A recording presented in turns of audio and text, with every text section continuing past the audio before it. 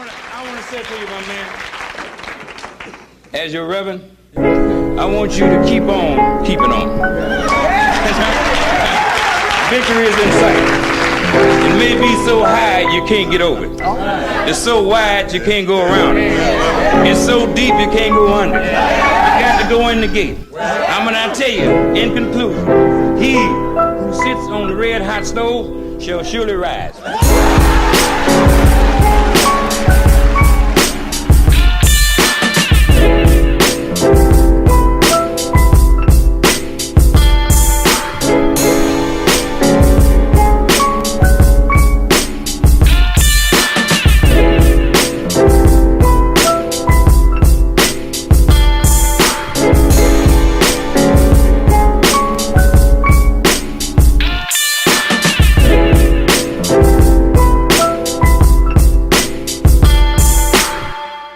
See this brother manifested the man he is now, making the clothing, doing something positive. Please support. This is the only way we can do it. We have to do it with us. Each one teach one is my slogan. You know how we feel about that. Please support the brother Figside, figside.com. Without anything less, I'm going to go directly into my guest. I told the brother that I'm going to piggyback off to you if I can't get your name, brother, because I want the right pronunciation. I don't want to disrespect my brothers. Please, can you introduce yourself, my brother? Background of your whole situation, my brother. Sure, yeah. Started by my brother Jason, who did the production management. My brother Guy, who's the writer, and myself as the illustrator. And at the time, my parents were helping out on the project until they passed away in 94, 96. I've since worked at production studios around the country. Incidentally, we sold close to 1 million books between 90 and 96. That was one of the things about what we did. We pioneered, because during that time, there was no internet. There was not a black comic book movement, and creating an independent book during that time and during that climate was, it's not an easy task. I mean, not even finding printers back then wasn't even an easy task.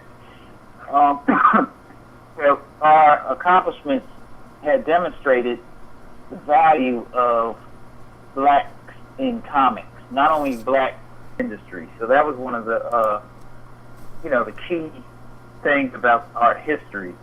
So it wasn't really just about creating a black hero, but owning and operating. Because I always tell people it wasn't about comics, it's about commerce and us building wealth for our children. That's my goal.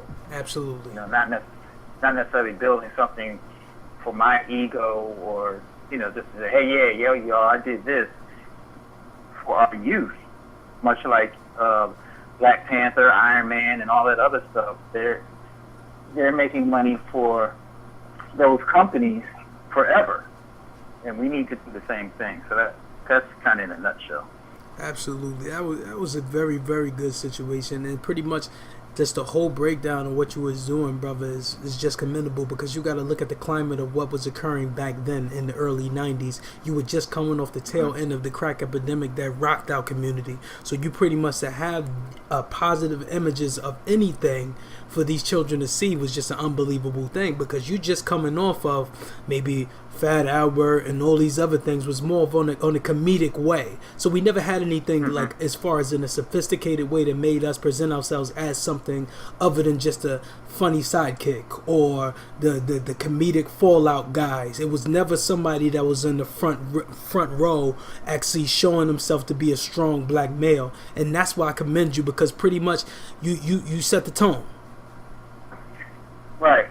And another thing too is like, because also during that time, that was off the tail end of like the black and white comic explosion, Ninja Turtles and a lot of that silly, zany stuff. I mean, it had its place.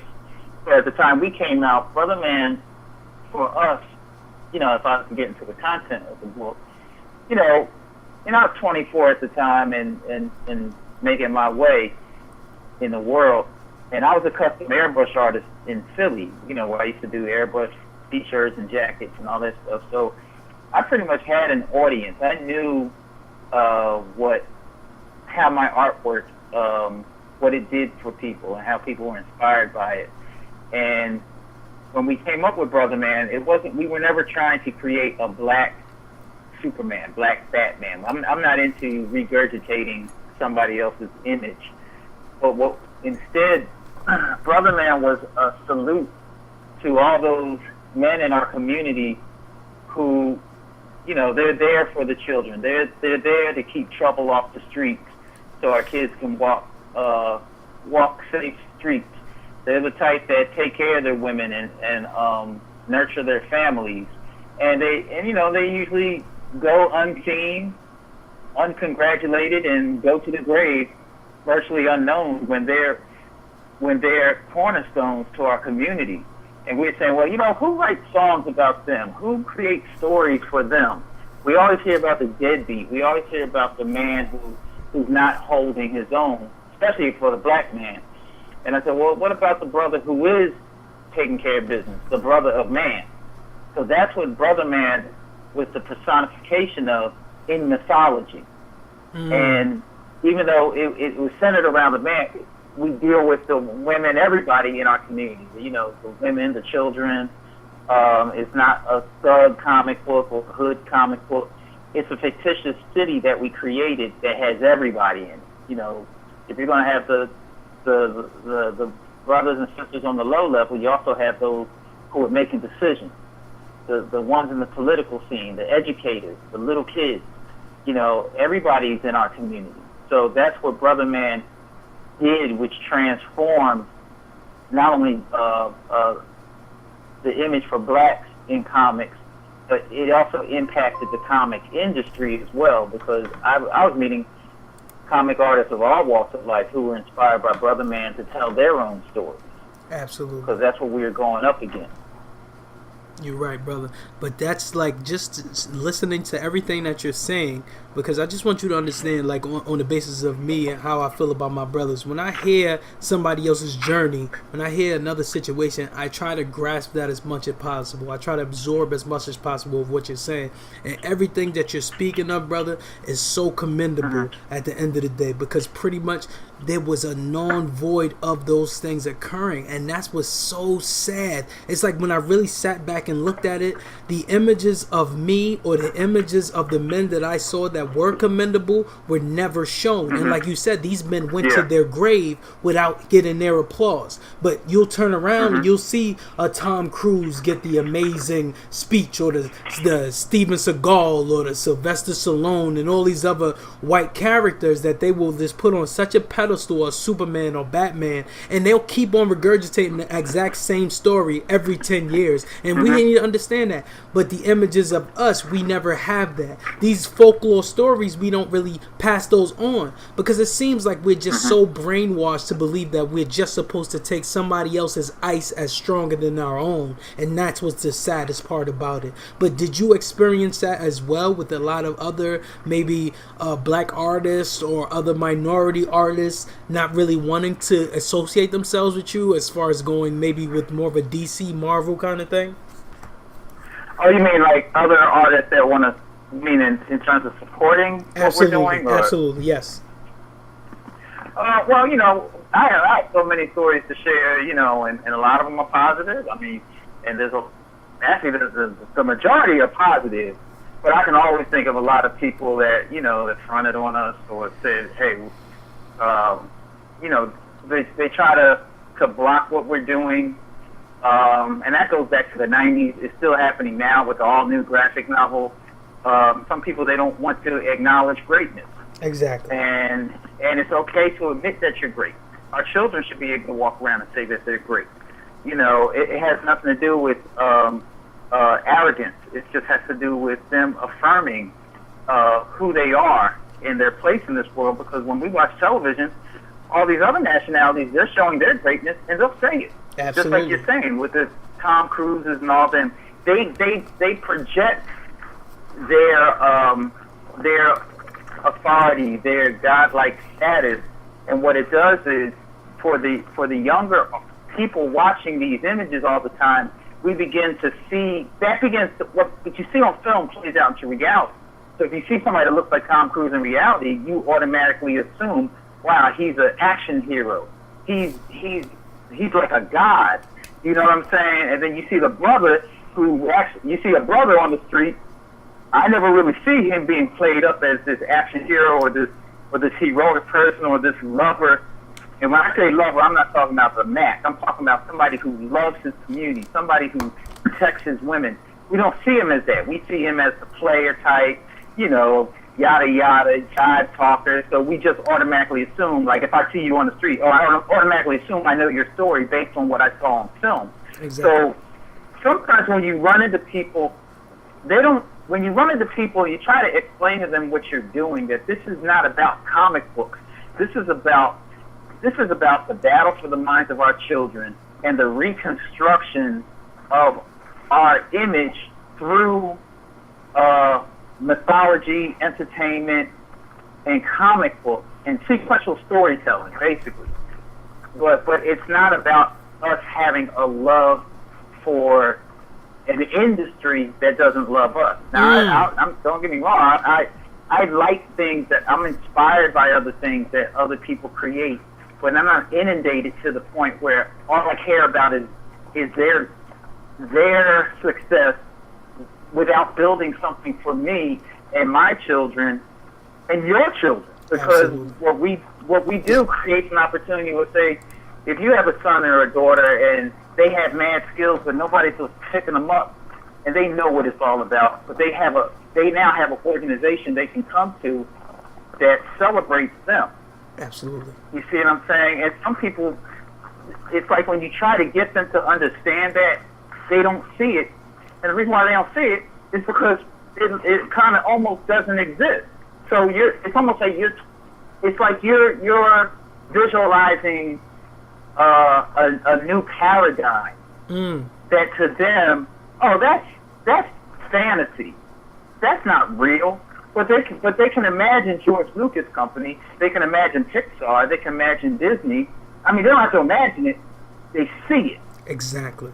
But when you say you're trying to build something that's on that caliber, it's something that we own, that we have the right to stand next to all these companies. And it's not hating on anybody else. It's loving who we are. But some people, it's almost like they can't imagine that. They can't fathom that. Or they just want to be a part of what's already established because they feel as though that's more legit than you guys because, you know, you guys look like me, so it can't possibly be as good as, you know, what I've seen in Superman and all that because they're doing it. Y'all are, you know, y'all kind of like, y'all all right, but y'all ain't on that status like them. I said, yo, they had like 75 years to build that. We've only been around for, 25. Exactly. You see what I'm saying? So, yeah, what are you? But the saddest thing, bro, when you said that, when you was talking about just on the basis of how they're looking at your lineage compared to like Marvel or DC, brother, I really look at it as the aspect of slavery on the plantation. I have to go back to that. And most of the people don't really want to look at it. They won't want to face it because basically it's too painful for them. And that's the problem we really need to get over. But I take it on the point of when the slave got master's hat. Or when the woman was able to wear Mrs. dress. Like those small aspects of white culture that they accepted back then and still that they do to this day.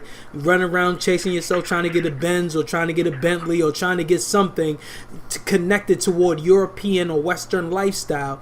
It really degrades what you're doing or destroys what you're supposed to be building with your own people. And that's what's terrible. It's like you've been around here for 20 years. I remember you as when I was a child, but I would ask some other brothers currently, and they would be like, yeah, I don't know that, but you saw that new Batman? Yeah, I don't know that, but you saw that new Daredevil? I don't know that, but you know that new Spider-Man? And it's like, you really don't understand that you've been brainwashed to really just not connect yourself with your own people. And it's like, what can you really do for these men or women that have this kind of mindset, dude? Well, the way I see it is, and that's a really good point. I've seen some people post like on Facebook the same thing, like when some of these new blockbuster films come out, you know, you always have these threads of everybody, they're losing their mind, like when they see the trailer and blah, blah, blah. And I've seen some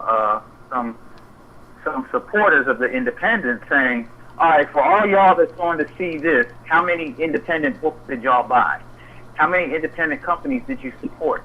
You know, because you're all ready to go out and continue to keep these companies rich. And I think this is just my perspective, I think what we should do is sort of like what we're doing already. It just has to be amplified. Number one, we just have to continue to create great content. Not just, you know, hey, buy it because it's black. Mm-hmm. It's on us to be the best. We have to be the best at what we can be. You know, if we're going to create art, then it's like we have to study art. We have to study all kinds of art. If we're going to do music, you can't just be rhyming and whatever, because really some of the best rhymers are dudes who probably read all kinds of books that you're like, I didn't know he read that. I thought he just spit this over here. It's like, no, I read this and I read that and I read this, which expands their vocabulary, expands their perspective on the world. If we're going to do music, we should understand composition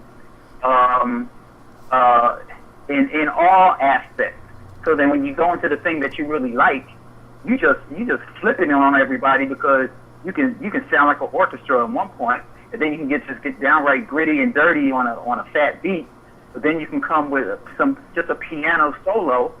You know what I'm saying? It just boggles people's minds that it's like sometimes they don't expect that from us. But the irony is, if we really understood our greatness historically, we're the creators of all that. So that's nothing new. Nothing new for us to be excellent, to be the best, to understand how the stars align with who we are here on Earth. You know, and once we move past just seeing the surface of what's around us, what's in our 4-block radius, and start to understand our place in the world, then it shifts everything. We start to inspire other people who. One reason why some people they're quick to go after what's already created, and like you were saying, that slave mentality. I want to wear their logos on my clothes because I feel safe with it. When I wear it, I know everybody likes this logo because everybody sees Batman, so I know I'm cool. But if I wear your logo and I walk out, people be like, "What's that? Never heard of it." And you know, a lot of people, they just want to feel like I'm part of the collective mind. I'm part of the board. You know what I'm saying? As opposed to, let me step out and create a whole new shift of thought. And a lot of people, they're not ready for that. So what we have to do is continue to create, continue to put great things out there, because this interesting thing, like you said, you knew about Brother Man since you were a child. We have to focus on children, because a lot of the old days, and you know, I'm as part of that generation of the older folks for right now, this period of time, and some of them, it's like you can't change their mind. They've already been indoctrinated into the mass media. But the younger kids, you can introduce something new to them, and it's just new to them. They love it, and it becomes their thing that they like. And that's why I kind of focus more on like those who are working with me, as opposed to try to. If somebody's mind is already took, I'd be like, man, let that. Gotta write that one off, and focus on this youngster who comes up and their mind is blown by what you're doing. Never seen anything like that. I love it, and they become like a loyal supporter for you, and at the same time, you can do something for them. And then we start to understand the synergy of, wow, whenever I support this and help this, it actually builds something that can help me. So by the time I'm 25, I can work for this organization that I've supported since I was 6 and 7. Exactly. You see what I'm saying? I see exactly what you're saying, brother. And everything you just explained is just what we need as just a structure of anything. If we're going into entertainment, if we're going into sports, if we're going into finances, any kind of basis, we need to take that same integrity that we have with just the smallest aspect of a comic book, going all the way to the top to many, many larger things. So if we continue to try to stay together and have aspects of things like this, and just the conversation that I'm having with you now, brother, is very beneficial. beneficial because we're both going to take those and then use them within our structures of businesses or family that we have now to try to benefit, like you've said, try to benefit our children and also our family members and also our lineage. Because when we're gone, something has to be left behind, and this audio will be left behind so they can have that dialogue. But please, Dawud, is there anything as far as you would like to plug, anything you would like to just tell the people about? This is your opportunity, brother. Well, I tell people that, just check out our website. It's Brother Man Comics. That's brotherman, COMICS.com. We have an all-new graphic novel, Brother Man Revelation graphic novel. It won 2 book awards, Best Artist and Story of the Year, and it was also nominated for Best Character. It was written by my brother Guy and colored by my good friend Brian McGee.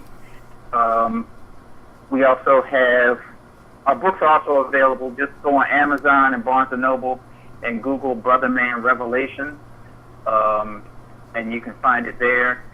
And I also have a personal website, Anyabwile.com, and that's my last name, ANYAB, as in boy, WILE, where I do like illustrations, storyboards, and things like that for individuals and production studios. Thank you so much for this interview, my brother. Please, let's keep in touch. And if there's any project, any ventures, anything that's coming up, please send that my way so I can promote that. There is no charge when it's my brothers, and there is no fees when it comes to my people. Anything you have, please pass that on, and I will pass to the people, brother. Thank you so much for this interview. All right, thank you for having me. I appreciate that. Not a problem, brother. You have a good night. All right, you too. Peace.